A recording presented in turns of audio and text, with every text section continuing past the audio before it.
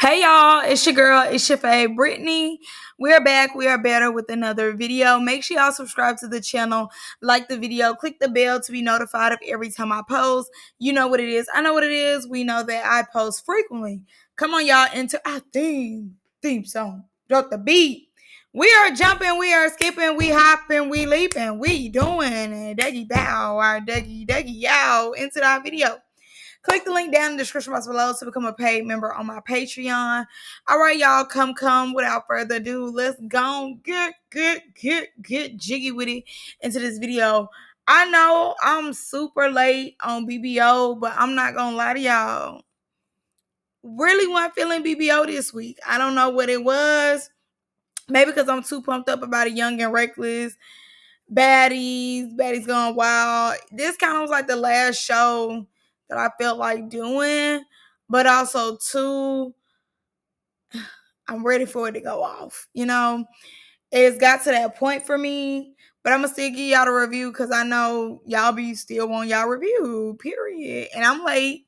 So let's go get into it. So let's talk about the Naya versus Naya. So I definitely feel like OG Naya, like, come on now. It really wasn't that serious to really fight the girl about. Y'all really didn't get into it about anything serious. And I definitely feel as though she's been overdoing it part two. I don't know why. I liked her part one way more. But she was just doing a lot. And then once the Naya Ray started getting back with her, she didn't really want to fight like that no more. Even with her saying that she put the girl in the headlock, we ain't see it, so I really don't care. But it was just like, what's the point of them fighting? It kind of gave random. Mommy G running away and her being like, I'm the star here. I'm the star. Y'all gonna have to choose. I'm not trading Fale. Y'all are gonna have to stop. Cause who's the star here? I'm not gonna come on time. Girl, you are not the star here, baby. Please just vibe. Relax. Go take a chill pill. It never gave star here. How the star here? She's such a star. Don't get me wrong. You definitely have way more camera time because you were on part one than Snow Blue. And yeah, a little bit I do feel like Snow Blue is dragging it. I really could care less about you and her beef. But at the same time, the star here is crazy. Just vibe. The Tori versus Sav. I personally would have preferred it being on the Now That's TV cameras. Did all the camera batteries go dead at the same time? What is going on here? Why are we getting it recorded on an iPhone 2?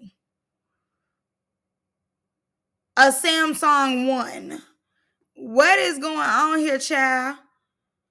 I'm looking. I'm like, what is this? What is this? This is, yeah, cause no. Who said that we wanted like this? It's not giving we want it like this. So, I mean, I don't really know what is giving because they want to give me everybody how they feel like I care, what they thought about the fight versus actually showing me the fight, and they just giving us small little clips. It's giving bootleg. I don't pay for bootleg. Nicole getting on her phone playing like she like that, girl. Shut up. Big Pluto smack her. Like, girl, you do not need that. You do not want that. You're not getting that behind your daddy. You're not getting it in front of your daddy. You're not putting your hand upon his tail to really get active. Talking about you really fight. You don't fight, Nicole. Like, Nicole. You're really not like that. And we know that. So just chill, Bill, just vibe, twin. The daddy trying to get her beat up by telling her to fight the girl. Nicole being like, now I want to fight. Now I want to fight. We just know that right there just give beat down, tore up, not gonna make it. Pull her hair whole time. My thing is with Milan, I feel as though you grown. If a broad don't think that you solid or she think you fake or whatever, let her think that. Who is LaRue? LaRue is nobody for you to be trying to impress, in my opinion. Nobody is for nobody to be trying to impress. If you feel like she picking, then she picking. If you feel as though you know she don't care for you like that, you have every right to feel that way.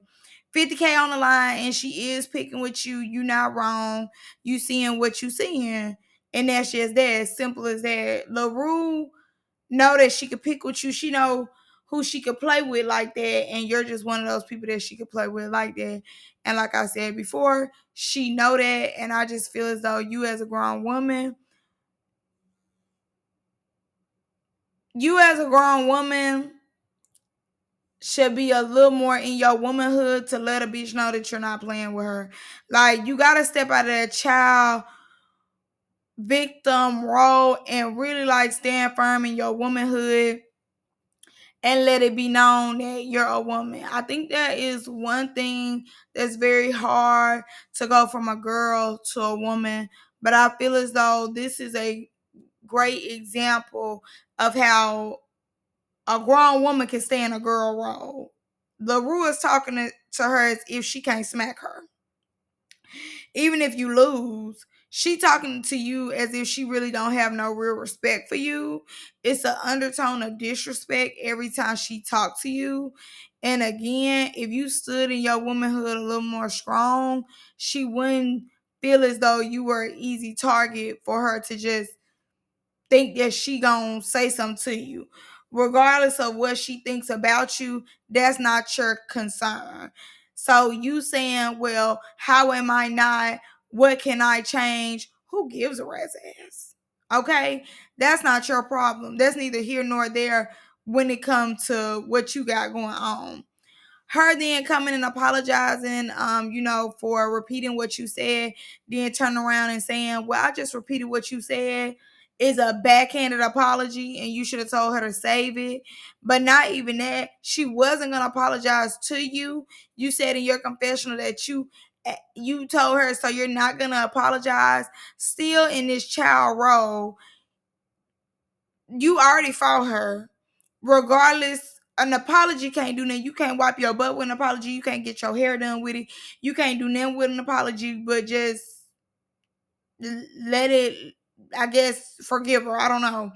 But in my opinion, you can't do nothing with an apology. If you wouldn't have said anything to her about it, she wouldn't even came up to you and said anything. So therefore, in my opinion, you shouldn't have said nothing to her unless she wanted to fight you again about it or she said something out the way to you.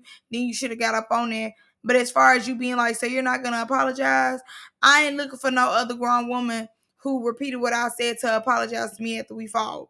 We fought. It is what it is. It's done. If anything, I would have waited on her to talk to me, and then I would have been like, listen, I can't have no conversation with somebody who spoke on my child. Either you gonna, you know, admit your wrongs and not be backhanded, you just gonna admit your wrongs and call it a day, or get out my face. And I feel as though Milan didn't do that. It seems as though Milan is begging for LaRue's approval and her friendship.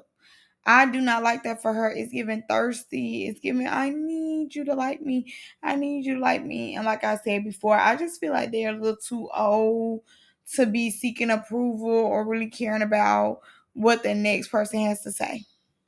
Snow Blue ends up jumping on Mommy G. Don't feel bad for Mommy G. Never gave it. I ain't never gave no about no Mommy G. It is what it is, but I definitely feel like the fight was weak. I feel like the fight got better once security came and started breaking it up, and she was pulling hair the whole time. And then, her finger, she had bit her finger. I'm just thinking, oh my God, blood on those white pants. Really? Those are some good, nice white pants. I couldn't think of nothing else. Mommy G said that she finna lawyer up because her tooth and fell out. I thought she had dentures all around. I thought all that top was dentures. But regardless, like I said before, I don't feel bad, nor do I care. But I'm not gonna lie. Nothing was wrong with Snow Blue's face. I see a little something, by the nose, but nothing crazy. I do feel like she overdid it. Who I want to be off payroll so bad is chaotic. I want chaotic to be off payroll so bad. Cause why do y'all always bring chaotic? So they end up having to sit down with somebody who needs to be on payroll, and Nicole starts doing all this crying. This girl really wasn't even crying, just playing the role of a white lady. And I'm glad Jasmine clocked her and said, "Girl, cut it out," because that's really what needed to happen. Nicole needed to cut it out.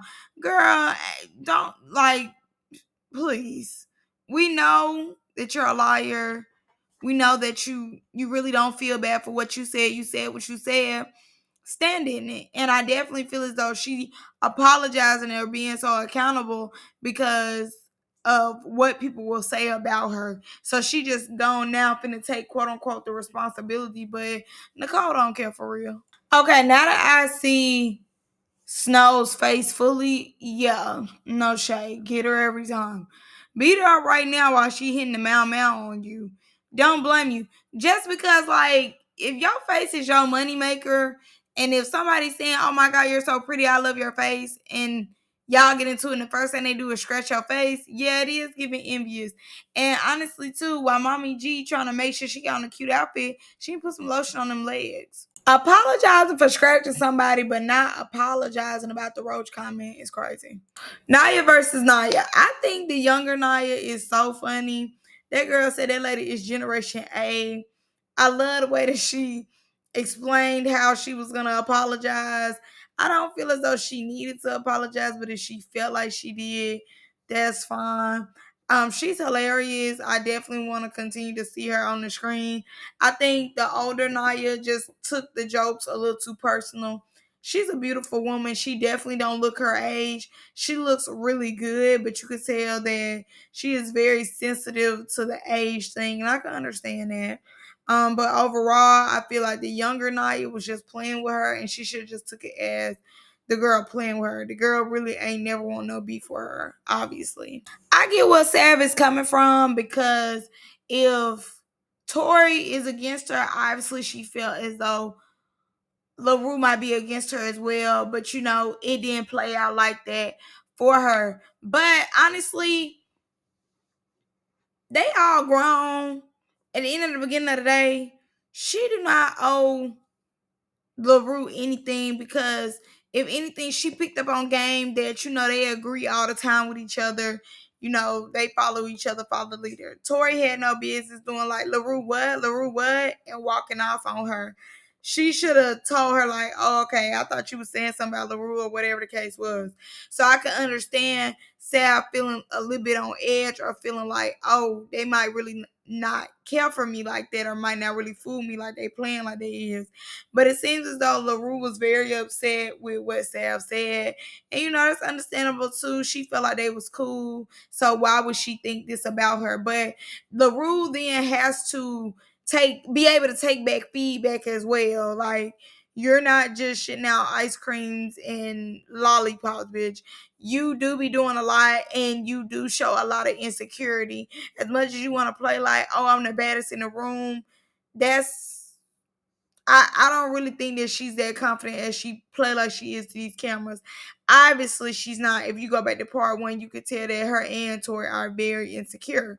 But really, that's all I got for y'all in this one. Y'all let me know what y'all think. I'm gonna see y'all in the next one. Love y'all. Bye.